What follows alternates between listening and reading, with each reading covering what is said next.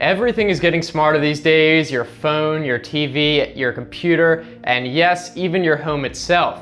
And there are more and more smart home gadgets being created these days, most of which are actually pretty affordable. So in this video, I'm going to go over several different smart home products that I personally have and maybe give you some ideas.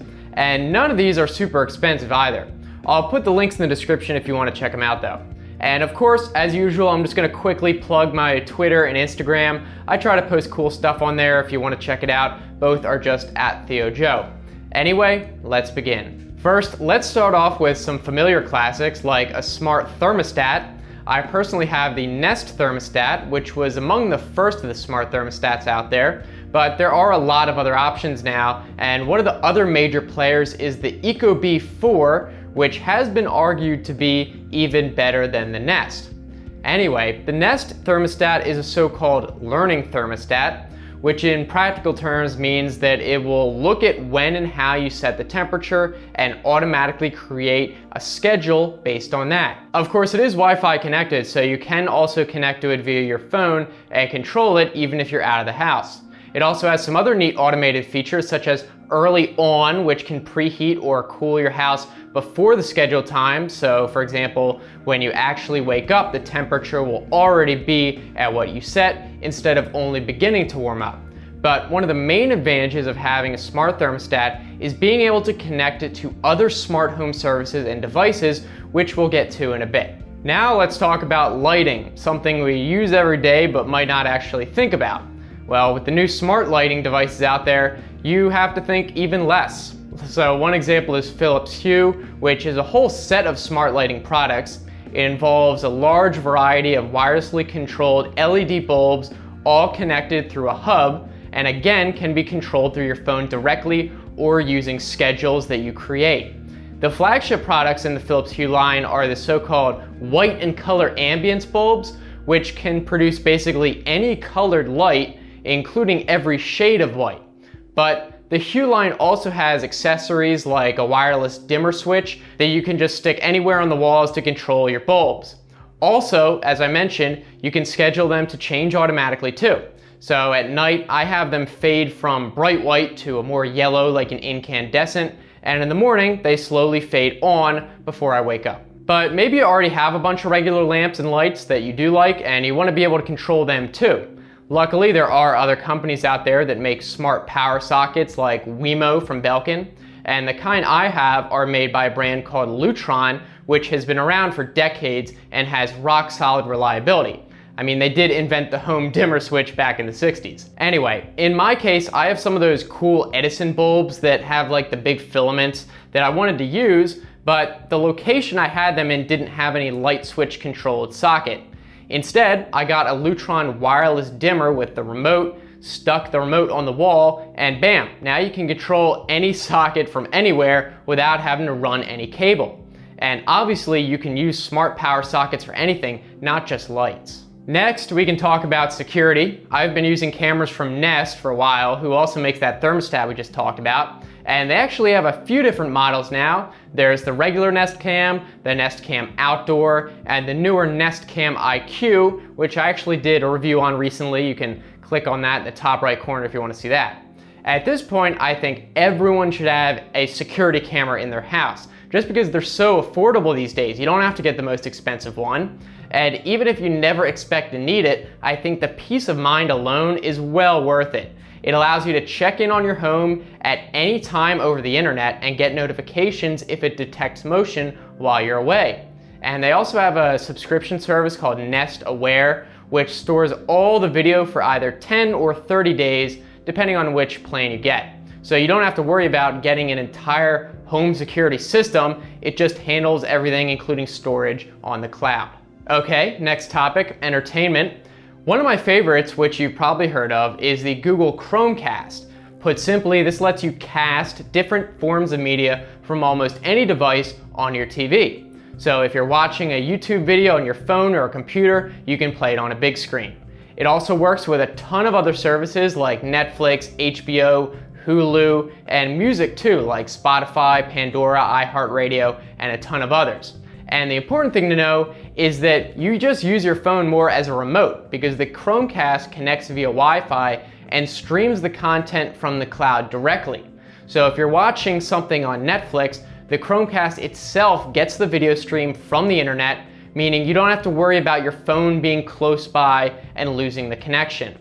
There's also a Chromecast Audio, which is obviously just for audio, and is good if you have a good speaker system and want to make them into smart speakers. That way, you can just hook them up to the Chromecast Audio and play anything through them. Another cool thing about Chromecast is it has a guest mode, so if you're having a party or something, you can let people play their own music or even add songs to a common playlist. So lots of neat stuff you can do with it. Moving on, let's talk about the virtual assistant devices. Probably the most popular today is Amazon's Echo speakers, which has the Alexa voice assistant. And there are several versions of the Echo, from the regular big cylinder to the Echo Dot, and now they're opening it up so companies can even integrate the Alexa assistant into their own products.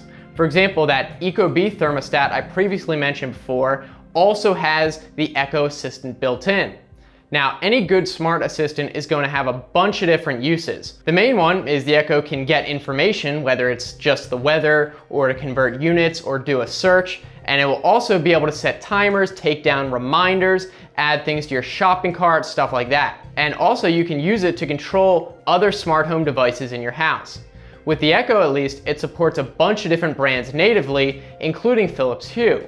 You can set groups of lights, like for each room, and then you can tell it to turn them on or off, or dim them, for example. Amazon also has a directory of so-called skills, which adds functionality that isn't necessarily natively supported. One is the Nest Thermostat skill, which lets you control the Nest thermostat and set the temperature whenever you want. And obviously the Echo also works as a smart speaker and can play music from any supported music services you have, like Spotify. The other big smart speaker assistant is the Google Home. In a lot of ways, it's really similar to the Amazon Echo. It can play music, do searches, and control smart home devices. But being made by Google, the Home also works with Chromecast devices, which the Echo does not do at this moment. Also, the Google Home seems to be way better at searching for information.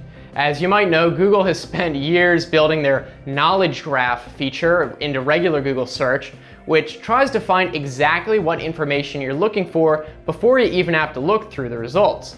For example, if you search something like, "When was the 44th president born?"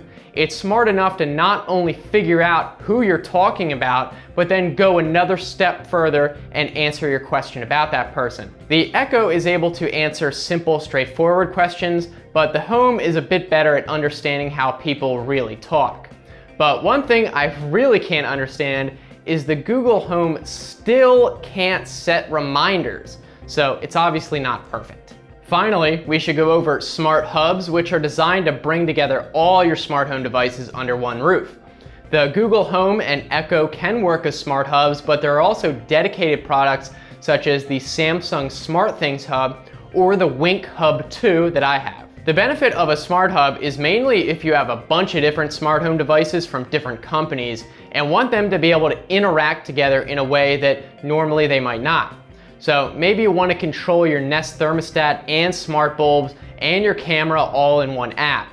In my case, I have all my devices linked with my Wink Hub, and I can create actions to make them behave based on certain conditions. Like if my Nest camera detects motion, it would turn on the lights, or I could create a single command I could use when leaving the house that would turn off all the lights, turn down the thermostat, and lock the door if I had a smart lock. Normally, you'd have to do all these things individually. If you don't have a bunch of different smart home devices from different brands, a hub probably would be pretty pointless, but if you have everything from smart shades to smart locks, smart lights, thermostats, even smart lawn sprinklers or something, it'll be really useful. Though one thing I should point out is that if you have a lot of Philips Hue bulbs specifically, the Wink Hub has pretty poor integration with those. They work, but it controls them incredibly slow and unreliably. So don't get it if you mainly just want to control Philips Hue bulbs. I hear it works fine with other smart bulb brands though. Now, if you're wondering about what other kind of smart devices are out there for your home, I can quickly run down a list to give you some ideas, but I don't have any of these myself, so I can't really talk about them too much. There are smart doorbells, there's like the Ring and the Sky Bell, and there are smart locks like the August lock. And as you probably know, there are robot vacuums like from the company iRobot, and they even make robot mops now.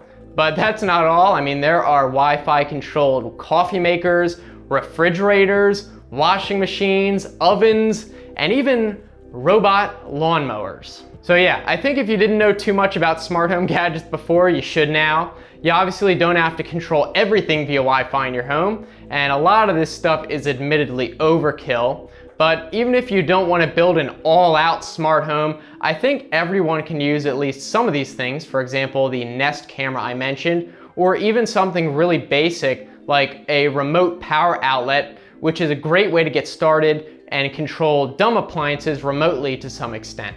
In any case, I'd love to hear what you guys think. Like if there's some crazy new smart gadget that I missed completely, be sure to check the comments. I'm sure someone will point that out immediately.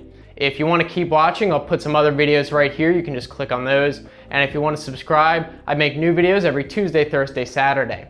Again, I'm looking forward to hearing from you, either here or on other social media sites. So thanks for watching. I'll see you next time. Have a good one.